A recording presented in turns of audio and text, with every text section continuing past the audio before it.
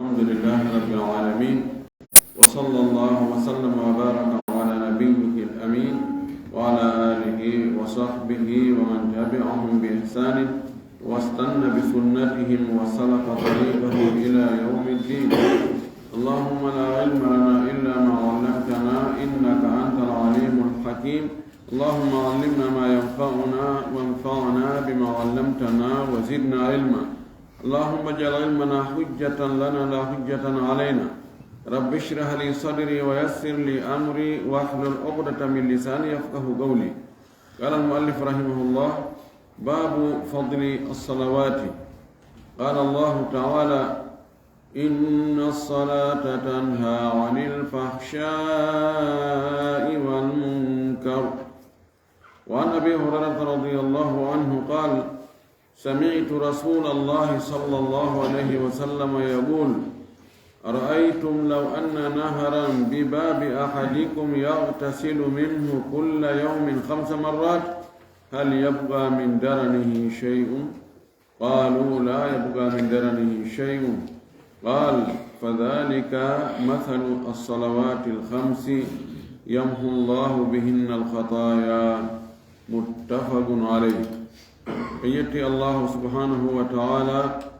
تدد مولد توود سنيد حمد يتي ينتري يجول إن الأرم محمد صلى الله عليه وسلم ومن اليمد سبير مد يجول صحابة من فوق بدينك بجوكنوك يلا جوك كان دين هور مكة يتي تايغر ندر مكة. اللهم آمين. والفي دو يلا يومنامو ودي gal dambugal do watti temedere capande jeetati e jeddi e dambude den bi deftere men fuɗɗa wingal babu fadli as-salawati dambugal fi ɓural julɗele ɗen ɓural ɗe julɗele joyi ɗe anduɗen ɗen jemma e ñalawma fana alansara futrogeje subaka ɓural ko ɗe mari kon moƴƴere ko ɗe poɗanta juuluɗo ɗe kon baraji ko heɓoto kon e nder majji no wogiri noon si tawi dalil no wodi ka alqur'ana ko ɗum fuɗɗorte o addi ka alqur'ana ɗo ngol kongol Allah subhanahu wa ta'ala ngol o sifi nde julde. Allah subhanahu wa ta'ala wi: inna salata tabti wonde julde nden tanha hinde haɗa anil fahsha'i gayi pankareji ko bakkatuji jani ko piiji jiiɓiɗi piiji ñidduɗi no e nder muɗum zina e konguɗi hoyreji ɗon no fof no wiye fahsha al fuhshu huwa ma tanaha fil qubhi wiyete fuhsh ko tawata hat ka ñiddugol ka kanugol ko ɗon hatti no e nder muɗum zina julde nden no haɗa ɗum wal munkari e ko añini ko kaani ko tawata yiɗo ine yi ayi ko kaani wona gerde inna no añini munkaru min alqawl. julde nden no jeeya e ko nde wallitoto neɗɗo wonɗo e juulude on nde sakkantomo boneji buy taw o waɗataɗi sabu julde nden on tigi accira boneji goo Allah waɗa sabu julde nden boneji goo taw o wattaɗi. kala ko haɗi neɗɗo waɗugol bone waɗugol bakkatu waɗugol ko wirtata ɗum ko ñiddi haɗa ɗum no moƴƴi haɗa ɗum no jogii ɓural sikki ala kono ko julde honde haɗata ɗiɗo wona julde o julde no waɗi wonɓe julde tawa julde nden haɗaali ɗiɗo si julde nden haɗaali hay fus e boneji on tigi waɗay ko ɓe juulata ɓe watta kon fof e bone yo ndartu julde makko nde o gasa nde julde nde ala kay jaɓeede andi hunde ko si nde jogii valable si nde golla tawi nde ala valable nde gollata si tawi nde juulaka no nde juulirteno bal nde wontay huɗayde joom mayre no ari noon e maako nelaaɗo o maaki si neɗɗo juuli julde o moƴƴinaali nde o timminaali rukku timminaali sujuudu o waɗaali farillaji ɗi so gayni juulude nden julde nde yahay ha dow Allah yo faalaka nde ɗo malaka be monda julde nayi ara fida on tikatinde kanko juldom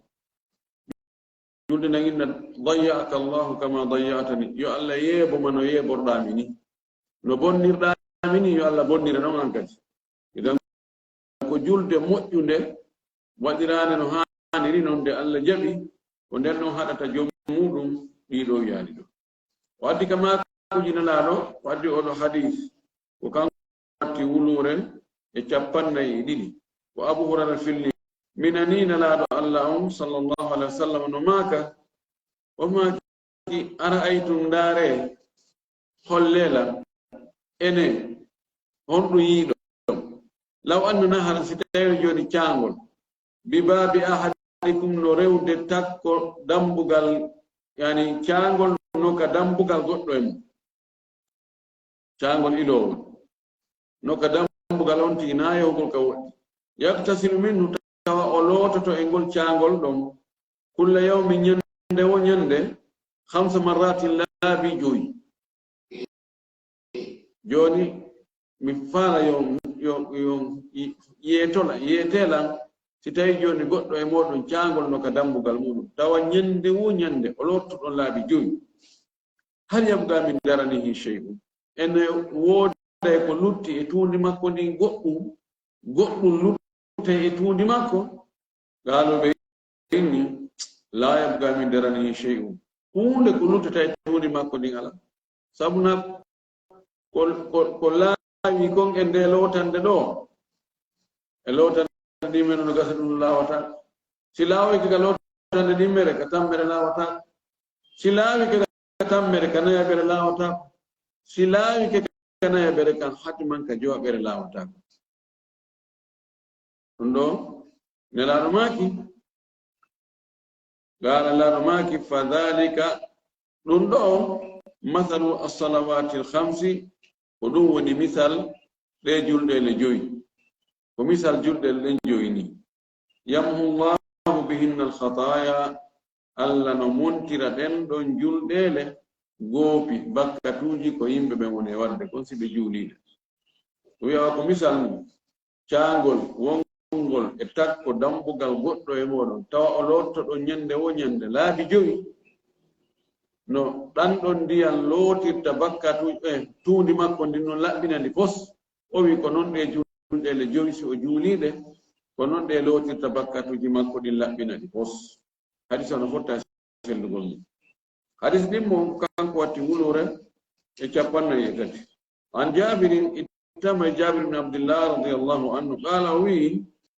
rasulullahi sallallahu alayhi wa sallam nulaɗo Allah o maaki mathalu as-salawati al-khamsi misal de julɗele 5 ka lootugol bakkatuji kamathali naharin jarin ghamrin no wayi wano caangol ilaygol ɗuuɗugol ghamr ko ɗuuɗi caangol ilaygol tawa ko janol kadi mangol ndiyam bus ala babi ahadikum tawano e dambugal goɗɗo e moɗon yagtasilu minhu tawa o loototo e ngol caangol ɗon kulla yawmi ñande wo ñande 5 marratin laabi 5 rawahu Muslim no andi ɗon noon caangol ilowol ɗuuɗugol ndiyam no rewde e dambugal goɗɗo e moɗon tawa ñande o ñande lottoɗon laabi 5 no ɗum ɗan ɗon ndiyam laɓɓinita bakkatuji tuundi makko ndin noon ko noon ɗe julɗele ɗo 5 laɓɓinta bakkatu on tigi o rawa Muslim al-ghamru bi fathi al-ghayr al-mu'jamati uddutugol gha toɓɓaɗo on o wi al-kathiru koko ɗuuɗi hada ghamrun ɗum ɗo no ɗuuɗi hada nasibun ghamrun ɗum ɗo ko geɓal ɗuuɗugal ɗon kan fatti wulure e 44 وعن ابن مسعود رضي الله عنه اتام عبد الله بن مسعود الله يرضى مكان صحابه بن فوق ان رجلا وند غوركو غو اصاب من امراه قبلة وهمي اسناجو لنن غوركو غو اولون مي سناجو باي اولون ني سناجو ko feñi ko wona sonnajo man فاتى النبي صلى الله عليه وسلم فأخبره o ari kane laaɗo o humpite mo en he min ndemi ɗum ni ka debbo janam ko honno mi watta ayi kamɓe na suɗagol tum waɗa bakka to ara yimɓe huli ɓay wonde faale foole sahabaɓe wonaɓe malaika wonaɓe renaɓe ta watta bakkatuji few la wonde faale no foola tentini woɓɓe ko harno naati l'islam tum kesum taw andalta he ñaawoje ɗen ɓawi yeti kene laaɗo ɗum fa anzala allahu taala allahu to ɗon o cippini o aya ɗo aya wiwɗo wa aqimi salata tarafay nahari wa zulafan min al-layl innal hasanati yudhhibna as-sayyi'ati dhalika dhikra lidh-dhakirin wa aqimi salata ñinno julde nde darano julde nden juulande tarafay nahari ka cenɗe ñalaroma on ɗiɗi ka fuɗɗode ñalaroma on e ka lannode ñalaroma on wi ɗo subaka on e fana e alansara subaka taraf goɗɗo go ka sengo taraf hunde hafatuhu hunde kande lanniri ɗon ka sera mayre ka ginti mayre ka gaaɓe mayre ɗum wiyete taraf subaka on woni gaaɓe ñalaroma on ka fuɗɗode fana e alansara ɗon woni gala gawwal ngola sera o wi wa zulafan min al-layli e nder jemma on ɗo ko futuro e geeƴe mana oɗo aya no sappi waktuji ɗin joyino ñinno julde e ɗi fewnuji ɗo sabuna innal hasanati tabiti wonde moƴƴini yudhibna ɗi naɓɓay as-sayyi'ati bonɗi ɗin moƴƴini yoɗoray bonɗi ɗin naɓoray feƴƴiday e majji lootay fagala rajulu on tumati gorko o wi lunninoɗo sonnajo on o wi aliya hada ene ɗum ɗo ko min tun jeeyi ɗum ɗo ko beru am min ko geɓal an ni qala nelaɗo maki li jami'i ummati kullihim ko dendanangal mofte an ɗen ɓe fof maɓɓe wonde sonti waɗi bone o wattoyi ko moƴƴi ɓaawo o waggol ko boni konko moƴƴi ɗon lootoray ko boni konko ɗum o makanno Mu'adh o wi wa atbi'i sayyi'ata alhasanata tamhuha wa khaliqin nasa bi khuluqin hasan jokkintinnu moƴƴu bonkun kun waɗuɗa a waɗi bonku faale fooli awa ɗum ɗon eto kadi waɗa ko moƴƴi sabuna ko moƴƴi kon aray tawa ko boni kon yoora nabara fes muttafaqun alayhi hadis no fotta seddugol mum hadis heeɗo ɗon on ko kanko watti wulore e 45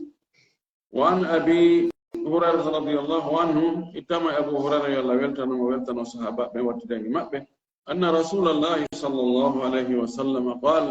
wonɗulal ala ummaki as-salawatu al-khamsu julɗele ɗen jowi wal jumu'atu ila al jumu'ati e juma julde juma nden ha jumare ndeya kaffaratu ko yaafoto ɗum ko montaylum lima baynahunna ko woni hakkunde majji kon e bakkatuji ma lam tughshal kaba'iru ɗo nde jumpaka umtaka suddaka hippaka mawɗi ɗin ɗo nde naataka e nder mawɗi ɗin gasha ko naatugol ko suddagol ko ukkagol ɗo nde on tigi ukkake bakkatu ñalɗi toso koy ɗon julɗele ɗen joyi montay ko woopi ɗon ko juma son ti juuli juma ɗon ɗon monte ɗon kadi ha jumare arore nden rawahu muslim ɗon holli wonde bakkatu jani ɗi ka wiyeɗa montay bakkatu to soki ɗingoy bakkatu janɗi ko be heɓɗanaɗi tuubugoy ko beedi heɓa tuububuye spécial kanji ɗi tiiɗi ɗi welana ɓude hiɗi iri ha ɗi wel ko dimbatani ɗon ɓorani itta o ko tuububuye hertorɗo hadi sakkitiɗon ɗo ko kanko watti wulure 46 wa an Uthman ibn Affan radiyallahu anhu itama Uthman ibn Affan yalla weltanamo weltano sahaba ɓe wattida e maɓɓe qala o maki kanko sami'tu rasulallahi sallallahu alayhi wa sallam yaqul o wiminanina laaɗo allah onno maka ma min imri'in muslimin ala wo e neɗɗo julɗo tahduruhu salatun maktubatun no tawa mo julde farlande julde farlinde wagutu mum on hewtamo tawa mo wuri mo selli fa yuhsinu wudu'aha o moƴƴina salligi nde julde wa khushu'aha o moƴƴina hulugol allah deeƴere e nder julde nden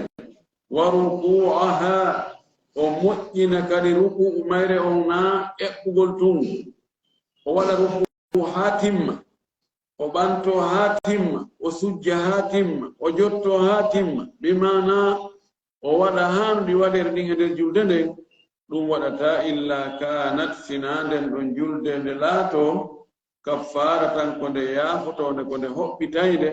lima qablaha ko attinde kon e bakkatu lima qablaha ko attinde ko mina zunubi modde e bakkatuji ma lam tu'ta kabiratun ɗo nde araka e bakkatu mawɗo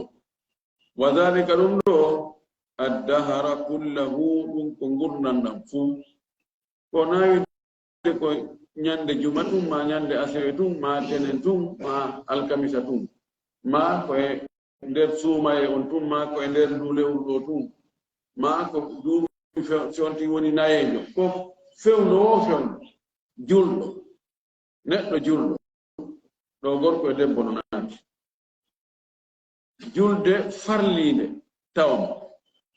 allah tawnamo waktu mayre o salliganode ha salligo moƴƴa o wi fa yuhsina salligi timmuɗo moƴƴuɗo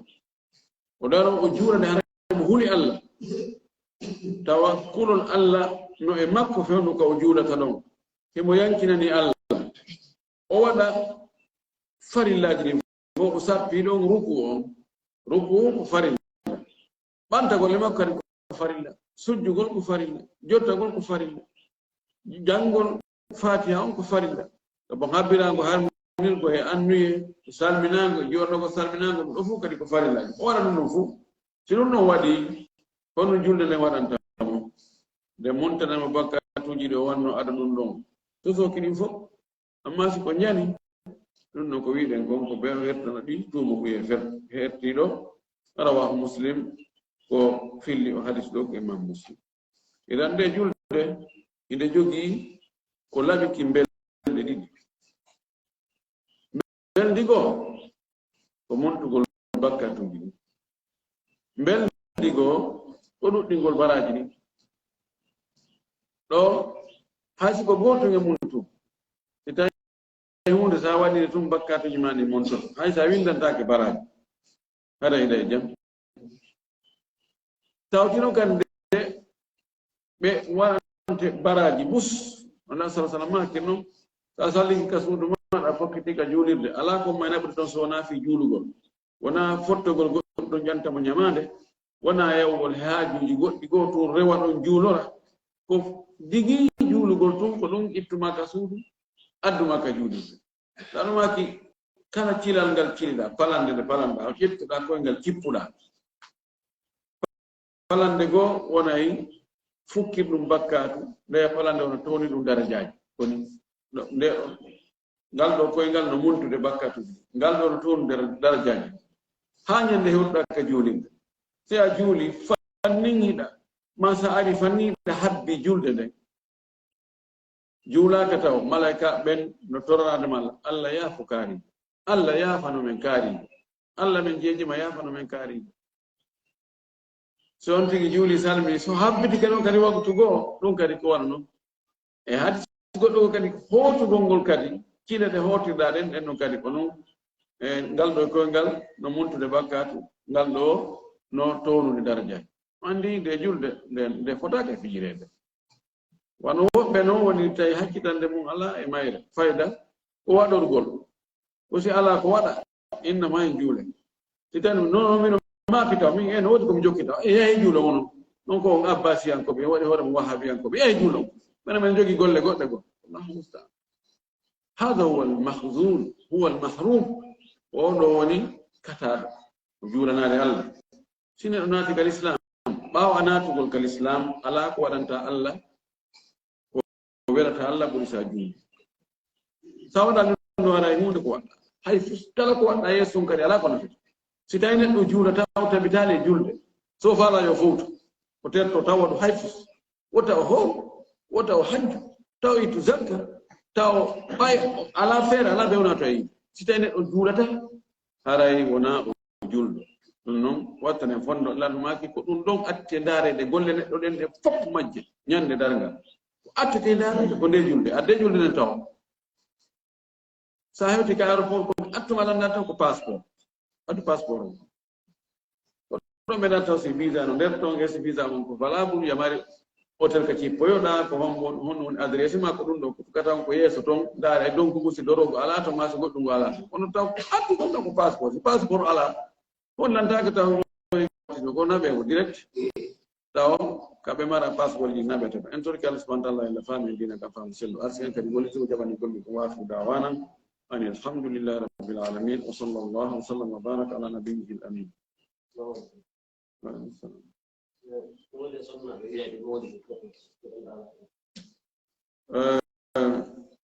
ɓeɗo landi no woodi sonnaɓe wiyaɓe moodi mum koto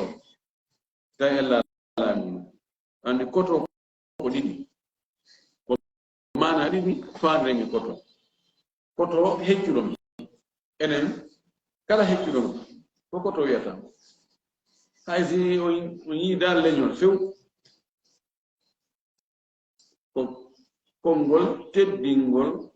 neɗɗo mo tawata himo ɓurma duuɓi mo attima arde ka aduna ɗo eɗen wi'a koto tawa ko faanden kaka enɗam mo heccuma kono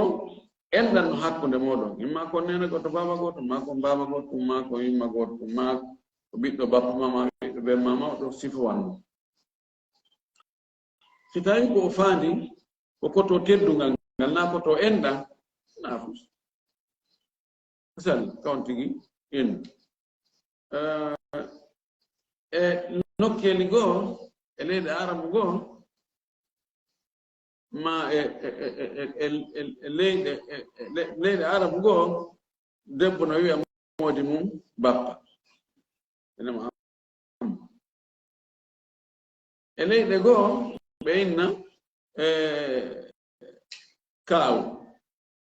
sama nijaay to sénégal nijaay ko kaawu ka tele won manam no ko aada yaade aada no anda sonnajo so wi modi makko koto o faandaki ɗum ɗon koto nena goto baba goto makko koto teddungal ɓayi mo hecci mo jammutugol tumode mum ne kaarijo arayno metti fi kono si tawi ɓe jiidoti o wi ma tawi modi makko no mari ɓiɓɓe goo wigol benkaari ko ɗum ɓuri moƴƴude ka yaltugol e na piiji nanduɗi tawimo benkaarijo ma ɗum alhaji en ustade en karama ko en ceerno en ɗum no fof haray ɗum waɗi ko noon ko konnguli teddungal ɓuri kadi wigol ɗum kaarijo mamadou par ce que ɓiɗɗo makko e hoore ko aada ko wiɗen kon ko aada nawdemo haray laysa fi kabiru chey nam on tigi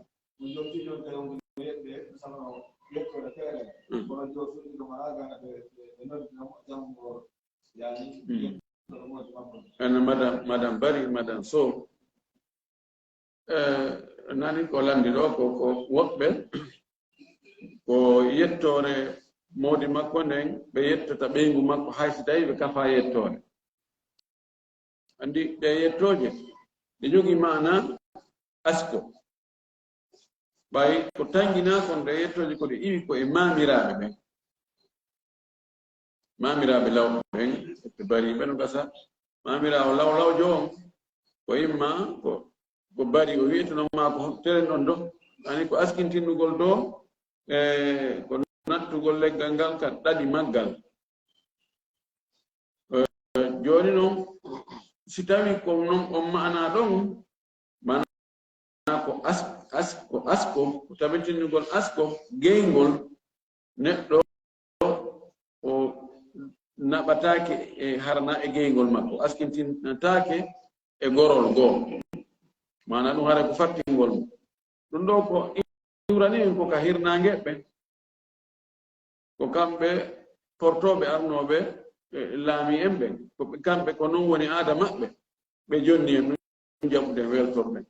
ne madan sow hay sonti ko bari o yettete simode makko ko sow ene madan sow ɗum ɗo ko jattugol haqqe sonnaji no e haqqe makko yo askintin e ɓen makko yo askintin e gorol makko ngo taw ɗum ɗon tammonte o wattide joni wayiwa joni wa simode makko jeeyimo ɗalban wagala ban joni hay hunde ala ko lutti kadi fitti batte mawɓe makko ɓen fes noon l'islam jaɓata ene julɓe nano si yonti ko modi makko no yette sow kanko mo yette bari ko madan bari amadan sow few no ƴeɓɗe wuute ɗum ɗon acce ɗum ɗon fes torki Allah subhanahu wa ta'ala yo Allah faami dina kam no haaniri noon nam dandal angal ko yowiti e darsu mum sujudu fiide e ɗo adi ngol hara ɗeɗo memali leydi haray ni sonnaji o wo duwiɗo wo no jeyi ɗum ka hay ko duwi ɗon to woni tay hanaɓe wande en jangiɗo hanki wonde yo neɗɗo on townu falawal jungo ngo nde mo sujja ha o lappa ɗum ka leydi waɗa ni taw falawal jungo no waali ka leydi waɗa ni lano haɗi ɗum wota en weƴƴitu juuɗe men ɗen wona kulle ñamfeje ɗen weƴƴitirta koyɗe mum yeesoje ɗen noon saɓande haɗa nandintinagol e kulle ɗen joni noon ɓe landi si tawi ɗum ɗo gorko e debbo fof ko gooti en wi kala ñaawore kal islam gorko e debbo no kafi sina hara en heɓu dalli wonde ɗum ɗo ko gorko on du debbo kañum tawata ma ɗum ɗo ko debbo on du gorko on tawata nano ko asl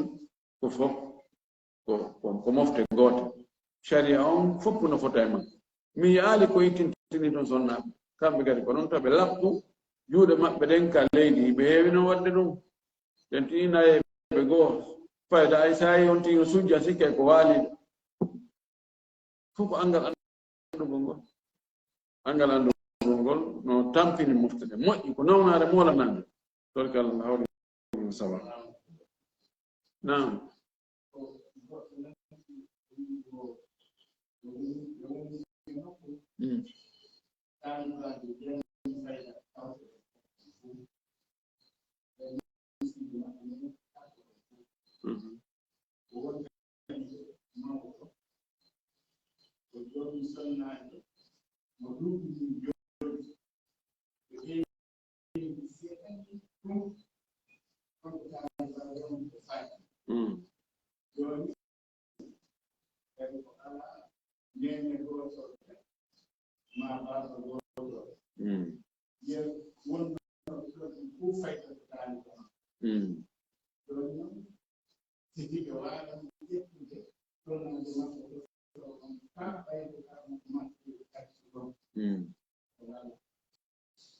magari ko yani jombugol ɓeygu karama ko muɗum si karama ko mum maayi nden accitimo tawi ala haaju e muɗum sella talibajo on ka talibajo on lonto karama ko mum ɗon jomba sonnajo on kal islam ala ko haɗi woni jombitatake ɓeyguli mum wowo konela oɗo gooto pet ni kanko so ɓay o fatike sonnaɓe makko ɓen dagaki ka hay goto jomba ɓe hande na siɗɗo makko kanko ne laaɗo wona goɗɗo goo ko waɗi ko ɓe yumma julɓe ɓen fuu be yumma julɓe ɓen fof haɗa noon jombata yumma o yumma teddungal amma luttuɗo no sellaka on tigi jomba ɓen karamo ko woni fi kala ko ɓuri moƴƴude o accugol ɗo ɓuri moƴƴude on ti ɗaɓɓa goɗɗo go kono noon si heɓaki ɗon on noon siforɗon ɗon e joni ɗin tatteri ɗon ndin fof ko taalibaɓe makko kanko karamo kojo heɓoyaki goɗɗo goo mo jangali e juuɗe maɓɓe ko jomba sonnajo no hato guine jombeɓe angal jombe gongol ko lorra addarar yusam lorra ko yo itte wona accalini ko ɓen karamo ko en ɗumanno sina ɗum no hulɓini ta ɓen karamo ko en ta falloyo ya ha tawa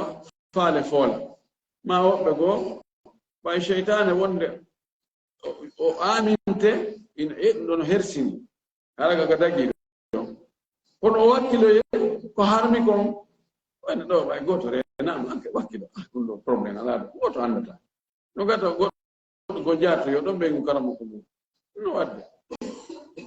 ɓen no jatade ɓeygu karamo ko mo heɓina aran ko ka jatiga kono ɓigol jombere yi jetti ɓeygu karamo ko mon piiji goɗɗi go en har ka daggagol ɗon hara yimɓe ɓen no tiiɗini fimu ha feƴi kono siko ka harmi fa dara yimɓe ɗum na haaju ɗum hara na haaju mum donc ara ɗum ɗon Allah ala wa billahi tawfiq iɗo darnimo ɗon